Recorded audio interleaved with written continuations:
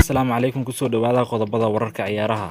Kooxda Barcelona ayaa lagu soo waramayaa in ay weli u baahan tahay inay isku dheelitirto kooxdeeda ka hor intaanan diiwaangelin xidigaha cusub ee kooxda dhawaan kusoo biiraya. Barcelona ayaa qaab xura kula wareegtay xidigaha Frank Kessié iyo xidiga Andreas Christensen kuwaas ay kala soo wareegeen kooxaha Chelsea iyo AC Milan. waxaa sidoo kale lacag ay ka soo bixisay xidigaha Rafinha iyo Robert Lewandowski kuwaas ay kala soo wareegeen kooxaha Leeds iyo Bayern Munich. dhammaan afartan xidig ayaa ciyaaray kulankii Barcelona hal iyo ay uga badisay Real Madrid isku diyaarinta xilli ciyaareedka cusub. laakiin xidigaha cusub ee kooxda ayaa halis ugu jira in ay seegaan bilowga xilli ciyaareedka cusub ee bisha dambe. sida laga soo xigtay wargeyska Marca, Barcelona ayaa u baahan in ay xidiga iska iibisa ama ay hoos u dhigaan mushaaraadka xidigaha si ay u diiwaangeliyaan xidigaha cusub ee kooxda ay la soo wareegtay. Paul Pogba waqti dheer garoomada ka maqnaan doona kadib markii dhaawac uu soo gaaray xidiga reer France.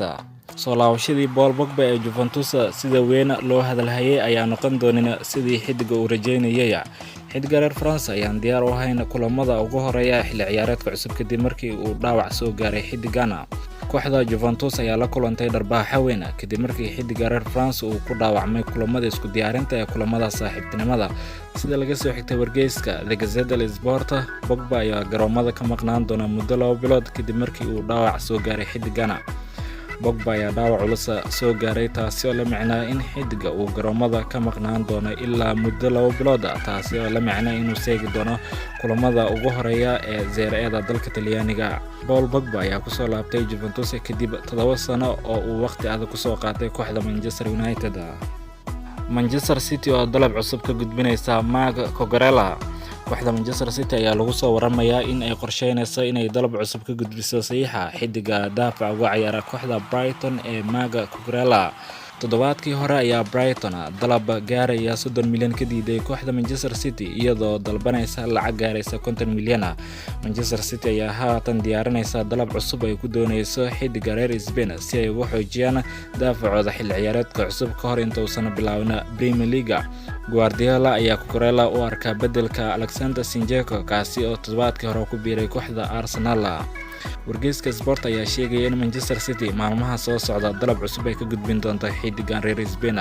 xidigan ayaa la sheegayaa inuu dhankiisa diyaar u yahay inuu ku biiro kooxda difaacanaysa horyaalka English Premier League Manchester City.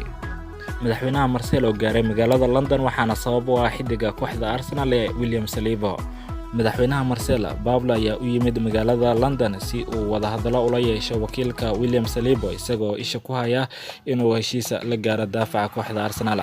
Saliba ayaa ahaa xidigii ugu fiicnaa kulamadii Arsenal ee isku diyaarinta xilli ciyaareedka cusub, laakiin xidiga 21 sano jirka ayaa qaab ciyaareed fiican ku soo bandhigay Marcelo xilli ciyaareedkii hore isagoo ka caawiyay kooxda inay u soo baxdo tartanka Champions League. xidiga reer France ayaa 2 sano uga harsan yahay heshiiska kooxda Arsenal waxaana uu diidan yahay inuu heshiis cusub u saxiixo kooxda Mikel Arteta. si laga soo xigtay wargeyska Daily Mail, madaxweynaha kooxda Marcelo Pablo ayaa yimid magaalada London si uu Arsenal iyo wakiilka xidigan heshiis ula gaaro in ay helaan saxiixa xidigana.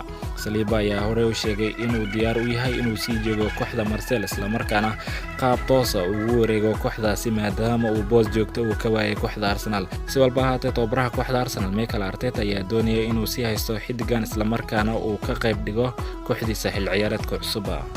ugu dambeyntii kooxda Arsenal oo weli u dhaqaaqeen xidiga kooxda Leicester City ee Yuri Tielemans. kooxda Arsenal ayaan weli wax dalab ka gudbin xidiga kooxda Leicester City ee Yuri Tielemans sababtoo ah waxay shaki ka qabaan taam ahaanshaha jireed ee xidigana. Xidiga reer Belgium ayaa si aad u doonaya inuu isaga tago kooxda Leicester City kuna biiro Arsenal isagoo iska diiday inuu heshiis cusub u saxiixo kooxdiisa. Kooxda Leicester City ayaa dhankeeda aqbashay in ay waayi karto xidigan inta lagu jiro suuqa kaliibsiga ciyaartoyda. Arsenal ayaa xagaagan oo dhan la xiriirinaya xidiga Yuri Tielemans laakiin ilaa haatan wax dalaba kama gudbina kooxda Arsenal xidigaasi. Arteta ayaa doonaya in qadkiisa dhexe ee kooxda uu ku xoojiyo iyadoo ay kooxda xitaa wadahadalo ay la qaadatay wakiilka xidigana. Laakiin Talksport ayaa sheegaysa in Gunners ay ka walwalsan tahay awoodda jir ahaaneed ee xidigan welina awoodin in uu ka ciyaaro qadka dhexe. Guud ahaan waa naga intaa qodobada wararka ciyaaraha.